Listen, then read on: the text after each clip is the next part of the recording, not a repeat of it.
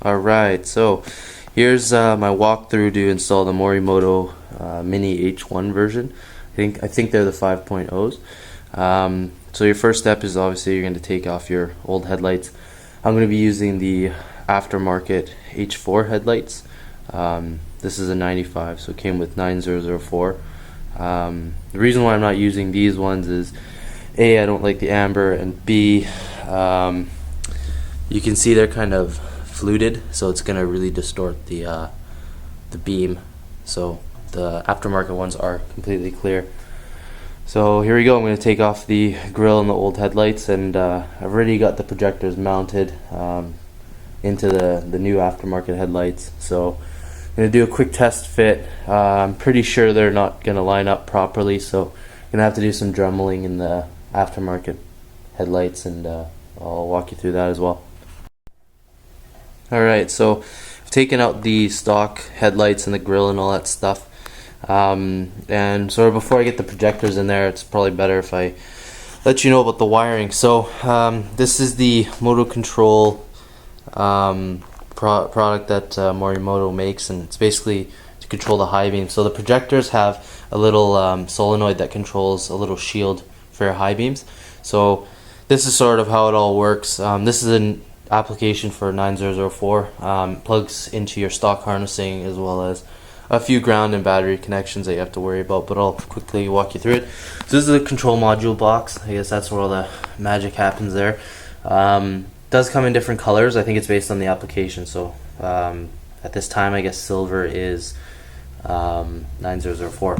So first connection we've got is the battery. So you've got your inline fuse. It's a 25 amp fuse, I believe. This goes to your battery, little connector. Then we've got the 9004, which acts as your trigger for the high beam. So it's, I guess when you hit the high beam lever, it understands basically, because it's powered to one of these three wires. Can't remember which one. This next connection is your ballast. So obviously your HID kit will have ballasts, and sort of get into that in a minute.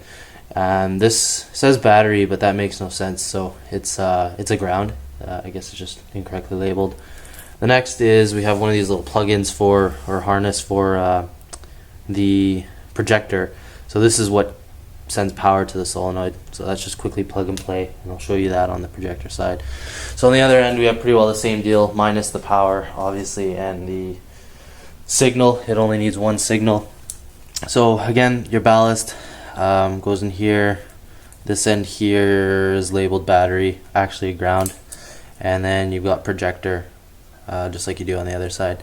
So I was thinking about, just because our cars here don't have a ton of room by the battery, as you can see everything's kind of crammed in there nicely. I was thinking about reversing everything, so mounting the control box here all the way down at this end, since I don't have air conditioning, so I got tons of room, because I think your air conditioning compressor, I guess, will go there. Not sure, but big empty space, so why not use it? So I was thinking of extending the power wire, having the control box mounted there, running all the way to the battery. Seems like a lot of work. So what I'm going to try to do is, on the control box, got this nice little tab there for you to mount it. I guess they want it kind of vertical like that. What I'm going to do is just bend this little thing over and see if I can mount it to, I guess, the battery support there, if you can see. So sort of like there, but it'll be bent, so it'll be vertical. And then I guess zip tie everything to that wire. We'll see how it goes, and then we'll get the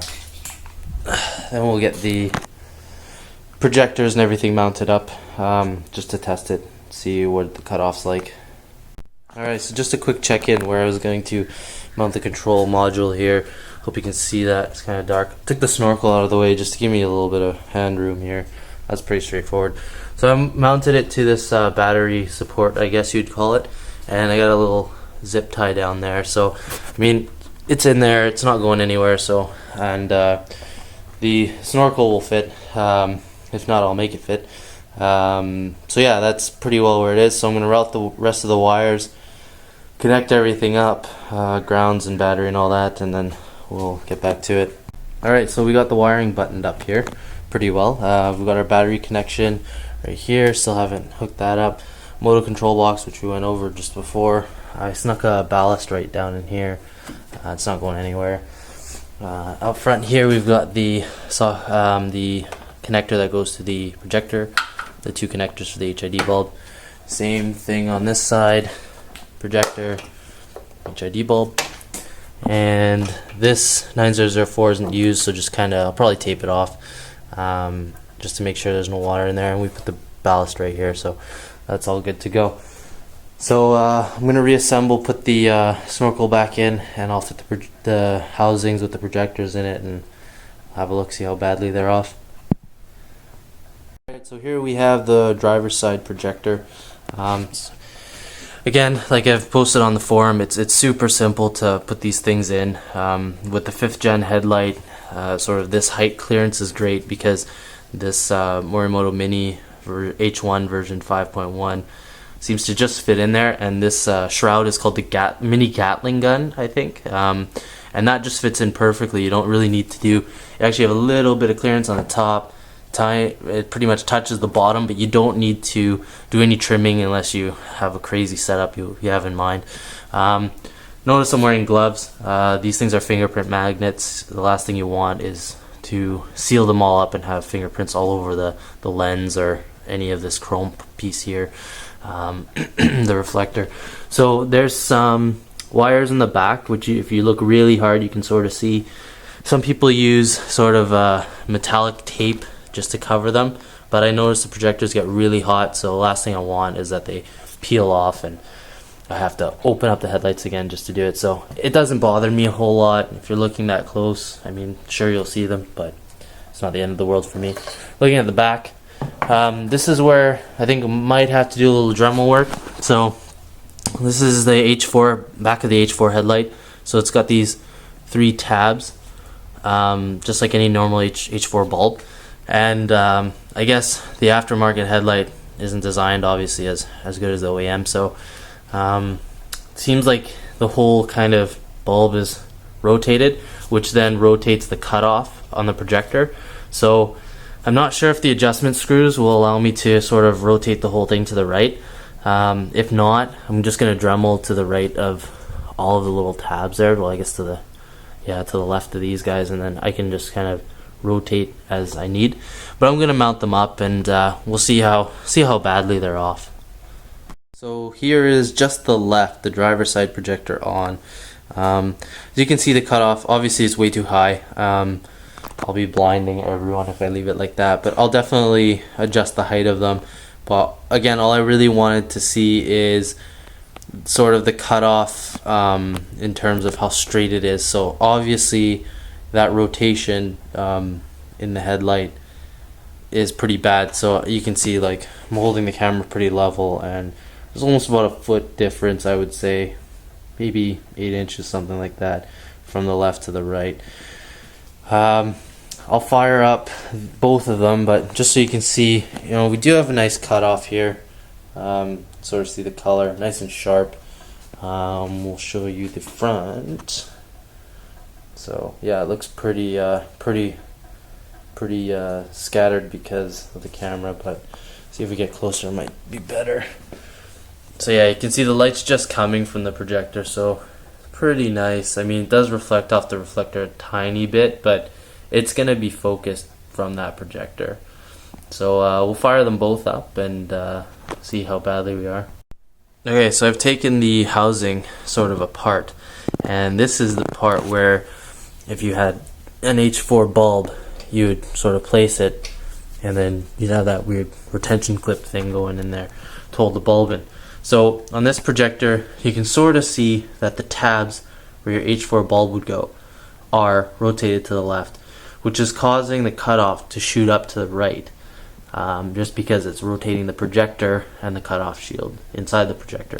So sort of the way this works is the projector comes inside, obviously, through here, and then you use this H4 adapter plate, and the plate sort of just sits in there. The projector sort of lines up, so that's why it's all off. So what we need to do is Dremel out a little bit over here, and over there, so that we can rotate the entire thing to the right when we're bolting it down.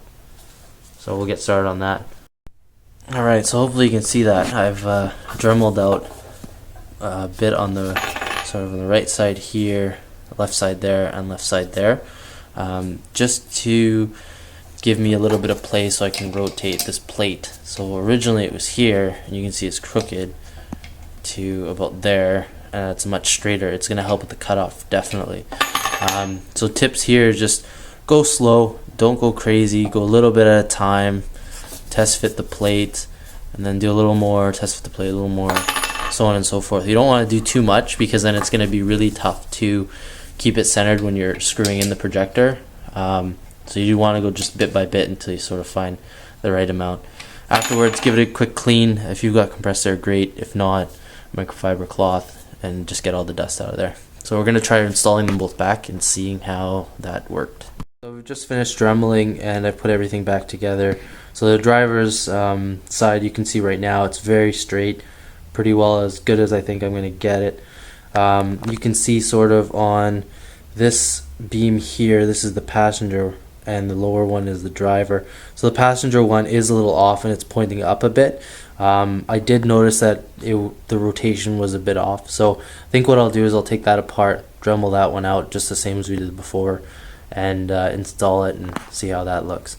I've just finished dremeling out the passenger side, rotated it just a tiny bit that it needed, and reinstalled it, as well as put the grill on. What the grill does is it kind of lines up the two headlights, kind of keeps them sort of where they're at. It's not totally in on the right side, I know, on the driver's side, just because I'm not clipping the headlights in. So let's have a look at the pattern here, cutoff. So it looks pretty good. I mean, there's the passenger side, this is more of the driver's side. They're nice and level, probably pretty much right where we want it to be on those tape marks where the stock headlights sort of were. Now pretty much ready to disassemble everything, clean out the projectors one last time, and just make sure there's no fingerprints or dust, and put the clear lenses on, and then we're ready to install the corners and the headlights. And then finally we'll do the final aiming at about 20 or 30 feet.